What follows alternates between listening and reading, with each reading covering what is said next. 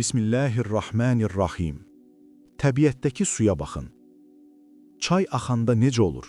Təmiz, şirin, şəffaf, toxunduğu hər daşa, hər torpağa həyat verir. Bəs su dayananda, bir yerdə gölməçə kimi qalanda nə baş verir? Üzərini mamır basır, iylənir, xəstəlik mənbəyinə çevrilir və çürüyür. İnsan ruhu da, insan bədəni də eyni ilə o su kimidir. Hərəkəti dayandırdığınız, divana təslim olduğunuz, bunu sabah edərəm dediyiniz an, ruhunuz o zəhərli mamırları, yəni tənbəlliyi toplamağa başlayır. Tənbəllik ən səssiz oğrudur. O evinizə girib pulunuzu oğurlamaz. O sizin vaxtınızı, gəncliyinizi, qılmadığınız namazları və axirətdəki cənnətinizi oğurlayar. Peyğəmbərimiz sallallahu aleyhi və alihi və səlləm bu xəstəlikdən o qədər qorxurdu ki, hər gün ondan Allaha sığınırdı. Bugün biz sizinlə sabah edərəm xəstəliyinə qarşı müharibə elan edəcəyik. Bugün sizə hər səhər oyananda boynunuzun arxasında vurulan o görünməz 3 düyünün sirrini açacağam. Mədinənin qızmar günəşində, toz torpaq içində çiynində ağır kərpiclər daşıyan kainatın əfəndisinin sallallahu aleyhi və alihi və səlləm o möhtəşəm tablosunu çəkəcəyəm. İmam Əlinin əleyhissalamın qabar olmuş əllərinin zəhmətini sizə xatırladacağam.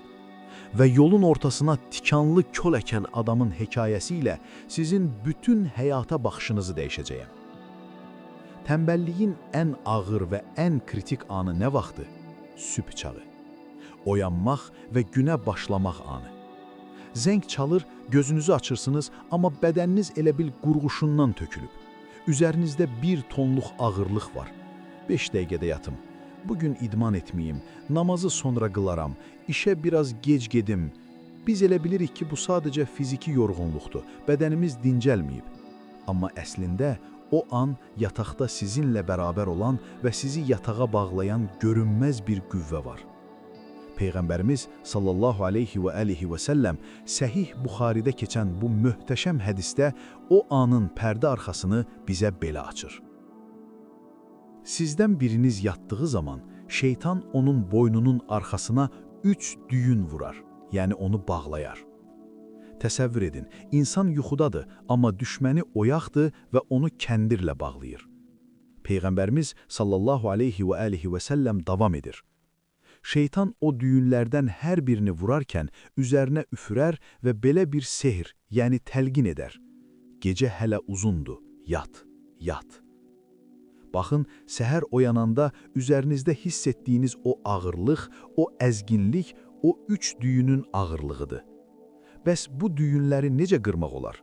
Peyğəmbərimiz sallallahu aleyhi və alihi və səlləm xilas etmə formulunu ardıcıllıqla verir. Əgər o qul oyanıb Allahı zikr edərsə, yəni Elhamdülillah və ya Bismillah desə, düyünlərdən biri açılar. Gözlərinizi açdınız, telefonu yox, Allahı xatırladınız. Əgər qalxıb dəstəmaz alarsa, ikinci düyün də açılar. Yəni o su, o tənbəllik odunu söndürər. Əgər namaz qılarsa və ya işinə başlasa, 3-cü düyün də açılar. Bəs bütün bu 3 addımı atanın mükafatı nə olar?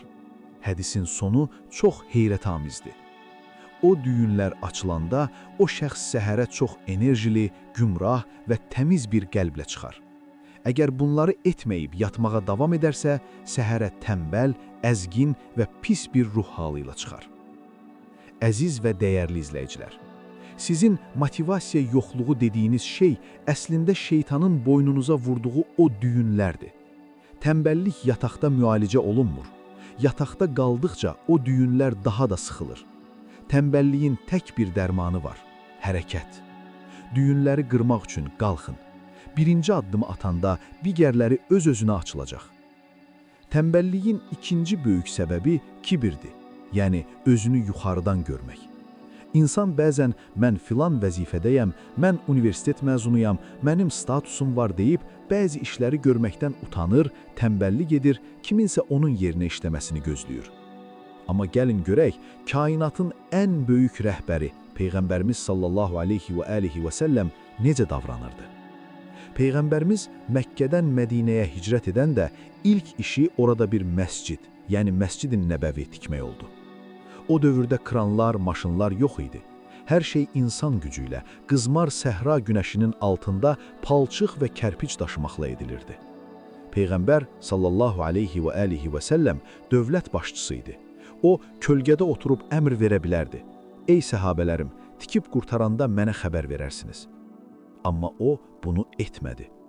Səhih Buxaridə qeyd olunur ki, səhabələr palçıq qarışdırır, ağır və nəm kərpicləri daşıyırdılar. Birdən gördülər ki, Peyğəmbərimiz də paltarının ətəyini yığıb, çiyninə ən ağır kərpicləri, hətta bəzən 2-2 alıb daşıyır. Onun mübarək sinəsi, saqqalı və paltarı toz-torpaq palçıq içində idi. Tər onun alnından süzülürdü.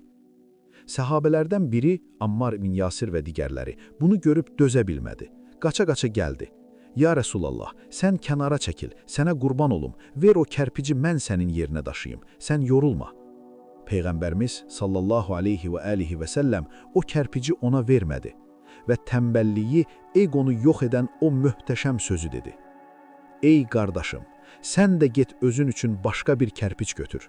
Çünki sən Allahın rəhmətinə və savabına məndən daha çox ehtiyaclı deyilsən. Allahu Əkbər. Kainatın yaradılış səbəbi olan insan deyir ki, mənim də işləməyə, mənim də zəhmət çəkməyə ehtiyacım var. Əziz qardaşım, əziz bacım, əgər Rəsulullah palçıq içində kərpic daşımaqdan utanmadılarsa, siz evinizi təmizləməkdən, ailəniz üçün zəhmət çəkməkdən, o çətin işi öyrənməkdən niyə çəkinirsiniz? Zəhmət eyib deyil, şərəfdir. Tənbəllik isə ən böyük eyibdir. Bugün siz də qalxın və öz kərpicinizi çiyninizə alın. Nə vaxt yorulduğunuzu, dərs oxumağa, işləməyə, namaz qılmağa həvəsiniz olmadığını hiss etsəniz, tarixin ən böyük şəxsiyyətlərinə baxın. İmam Əliyə baxın. O, İslamın ən cəsur sərkərdəsi, böyük alim və Peyğəmbərin yeznəsi idi. Onun hər cür haqqı var idi ki, rahat yaşasın, xidmətçiləri olsun. Amma tarix bizə göstərir ki, İmam Əli ailəsini dolandırmaq və kasıblara sədəqə vermək üçün ən ağır fiziki işlərdə işləyərdi. Mədinədə aclıq olanda o Yahudilərin bağlarına gedər, quyudan su çəkmək üçün muzla işləyərdi. Çəkdiyi hər ağır su vedrəsinə ona bir dənə xurma verirdilər. O qədər su çəkərdi ki, o mübarək əlləri qabar olar, qanayar, sinəsi ağrayardı. Sonra o xurmaları yığıb gətirər, Həzrəti Fatimə və uşaqları ilə bölüşər, qalanını isə fəqirlərə paylayardı. İmam Əli bizə tənbəllik haqqında belə xəbərdarlıq edir. Fürsətlər buludlar kimi gəlib keçər. Xeyirli fürsətləri əldən verməyin. Və əlavə edir. Ruhun ən böyük xəstəliyi təsvifdir, yəni hər şeyi sabaha saxlamaqdır. Sabah bir oğrudur. O sizin gəncliyinizi, xəyallarınızı və tövbənizi oğurlayar. Sabah edərəm kəlməsini lüğətinizdən çıxarıb atın, indi edin. Tənbəllik niyə bu qədər təhlükəlidir? Gəlin bunu çox ibrətamiz bir təmsillə, yəni hekayə ilə izah edək. Bir adam yolun tən ortasına kiçik bir tikanlı kol əkdi. Zamanla kol böyüdü. Yoldan keçənlərin ayağına tikanlar batır, onları incidirdi. Kəndin müdriki o adamın yanına gəldi. Ged o kolu kökündən çıxar, insanlara zərər verir. Tənbəl adam dedi, bu gün yorğunam, eybi yox, gələn il çıxaracam. Bir il keçdi. Kolun kökləri torpağa daha dərin işlədi, gövdəsi qalınlaşdı, tikanları daha da kəskinləşdi. Müdrik qoca yenə gəldi. Bunu çıxarmaq vaxtıdır. Tənbəl adam yenə əsnəyərək dedi, başım qarışıqdır, söz verirəm, gələn il mütləq edəcəm. Müdrik qoca ona acıyaraq baxdı və dedi, sən nə axmaq adamsan. Hər keçən il o kanlı kol daha da güclənir, kök salır. Sən isə hər keçən il yaşlanır və zəifləyirsən. Zəifləmiş bir qoca bu nəhəng və güclü ağacı necə yerindən qoparacaq? Əziz və dəyərli izləyicilər, bu hekayə sizin tənbəlliyinizin, pis vərdişlərinizin hekayəsidir. Sübh namazına qalxmamaq bugün kiçik bir tikanlı koldur. Siz isə gələn ay qılaram deyirsiniz. O pis vərdişinizi tərk etmək bugün asandır. Siz isə gələn il tərk edərəm deyirsiniz. Hər gecikdiyiniz gün o tənbəllik nəhəng bir ağaca, dəmir köklərə çevrilir. sizin iradəniz isə zəifləyir. Gözləməyin, tənbəlliyin tikanlarını hələ kiçik ikən bugün qoparın. Peyğəmbərimiz sallallahu aleyhi və alihi və səlləm bilirdi ki, tənbəllik insanın üzərinə çökən ağır bir yorğandır. Bu yorğanı atmaq üçün o bizə xüsusi bir silah, bir dua verdi. O, bu duanı hər səhər və hər axşam edərdi. Bunu əzbərləyin və ürəyinizə yazın. Allahümmə inni ə'udhu bikə minəl-əczi vəl-kəsəl. Yəni, Allahım, acizlikdən və tənbəllikdən sənə sığınıram. Əcz, yəni acizlik, bir işi etmək istəyirsiniz, amma fiziki olaraq gücünüz yoxdur. Məsələn, xəstəsiz. Kəsəl, yəni tənbəllik isə ən pisi və təhlükəlisidir. Fiziki cəhətdən sağlamsınız, gücünüz var, amma ruhunuz istəmir, içiniz qapqara olub. Baxın, Allaha yalvarın ki, sizin sinənizdən bu ağırlığı götürsün. Ruhunuz yüngülləşəndə bədəniniz külək kimi uçacaq. İndi gəlin, bu dərsi ruhumuza yazaq. Gözlərinizi yumun. Uzun müddətdir təxirə saldığınız o işi düşünün. O, sizə ağır gələn namazdır? Başlamaq istədiyiniz layihədir? Yoxsa həll etməli olduğunuz bir problemdir? Düyünləri qırın. Səhər oyananda biraz da yatım deyən o səsə qulaq asmayın. Bilin ki, şeytan boynunuza düyün vurub. Qalxın, suyu üzünüzə vurun və zəncirləri qoparın. Kərpici özünüz daşıyın. Peyğəmbərimiz sallallahu aleyhi və alihi və səlləm palçıq daşımaqdan utanmadısa, siz də heç bir zəhmətdən utanmayın.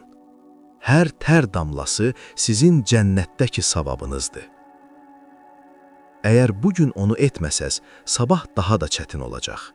Onu elə indi, bugün qoparın. Duaya sığının. Dərindən nəfəs alın və deyin: Allahım, məni tənbəllikdən qoru. İndi bu video bitən kimi başqa videoya keçməyin. Divanda biraz da uzanmayın. Dərhal ayağa qalxın. Bismillah deyin və günlərdir təxirə saldığınız o tək bir işi həmin an həll edin. Zənciri elə indi qırın. Əgər bu video sizi o divandan qaldıra bildisə, içinizdəki odu yandırdısa, zəhmət olmasa bəyən düyməsinə basaraq bizə dəstək olun. Kanalımıza abunə olun ki, bir yerdə oyanmağa davam edək. Və rəy bölməsində Allaha və özünüzə söz vermək üçün bunu yazın. Allahım, tənbəliyi məndən uzaqlaşdır, mənə güc ver. Zəhmətiniz bərəkətli, iradəniz polad kimi olsun. Hələlik, Allah amanında.